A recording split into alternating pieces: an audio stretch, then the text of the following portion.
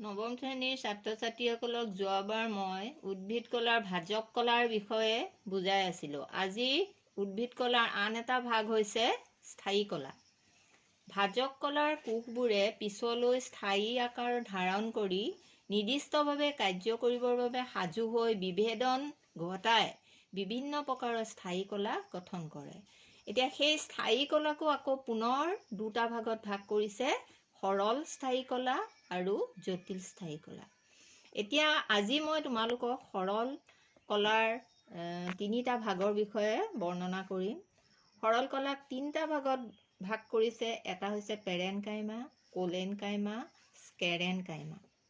এতিয়া মই প্ৰথম তোমালোকক বুজাম পেৰেনকাইমা। এইবোৰ এবিধ সজীৱ কোষ।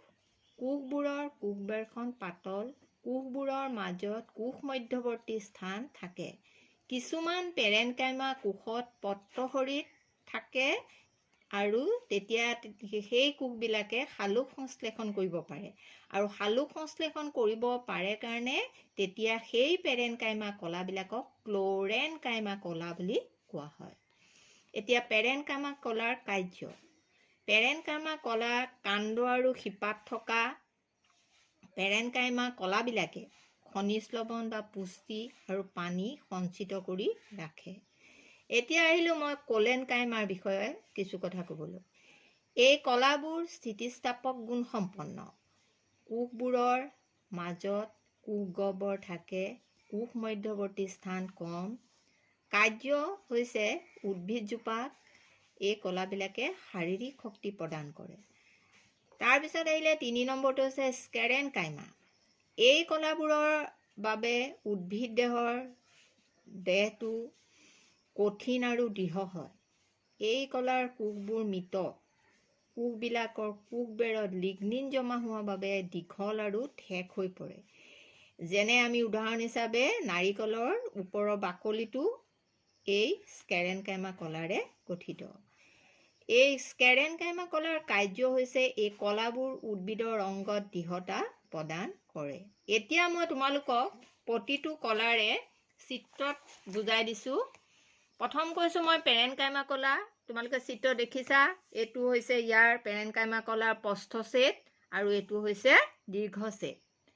এতিয়া তোমালোকে প্ৰস্থছেদত থোৱা সিহঁতৰ যিবোৰ কোষ মধ্যৱৰ্তী স্থান, এই কোষবিলাকৰ মাজত যিটো এই সৰুকৈ বগাকৈ দেখিছা, এইটো হৈছে ইয়াৰ কোষ মধ্যৱৰ্তী স্থান। ঠিক তেনেকৈ আমি যেতিয়া আমাক কৈছিলে যে পেৰেনকাইমা কলাত যেতিয়া হৰিৎকণা থাকে তাক কোলেনকাইমা বুলি কয়, ক্ল'ৰেনকাইমা বুলি কয়। সেইটো হৈছে এয়া চোৱা তোমালোকে, ইয়াত যে হৰিৎকণা আছে তেতিয়া ইয়াক এই পেৰেনকাইমা কলাবিলাকক আন এটা নামেৰে নামাকৰণ কৰিছে ক্ল'ৰেনকাইমা। তাৰপিছত আহিলোঁ মই তোমালোকৰ দ্বিতীয়টো যিটো কোলেনকাইমা। কোলেনকাইমা কলাৰ এইটো প্ৰস্থছেদ, এইটো দীৰ্ঘছেদ। প্ৰস্থছেদত তোমালোকে ধৰিব পাৰিবা কোষবেৰখন স্থূলীকৰণ বুলি কৈছে।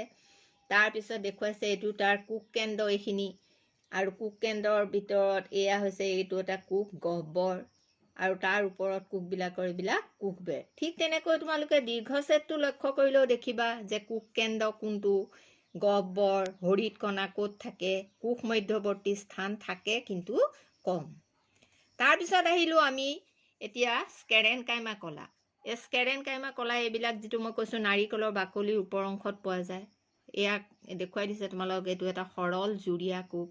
তাৰপিছত এইটো দীৰ্ঘছেদ কৰি চাই পেলাই আকৌ দিছে, তাত যে মই তোমালোকক কৈছিলোঁ যে লিগনিন জমা হৈ পেলাই ডাঠ হৈ যায় বেৰখন, ইয়াত তোমালোকে ভালকৈ ধৰিব পাৰিবা। এয়া চোৱা, ইয়াত লিগনিন জমা হৈ এয়া লিগনিনযুক্ত ডাঠ কোষবেৰ, আৰু এই কোষবিলাক সাধাৰণতে মৃত। মই আজি তোমালোকক এই তিনিটা কলাৰ বিষয়ে বুজালোঁ। নেক্সট চেপ্টাৰত তোমালোকক মই জটিল স্থায়ী কলাৰ বিষয়ে কিছু বুজাই দিম।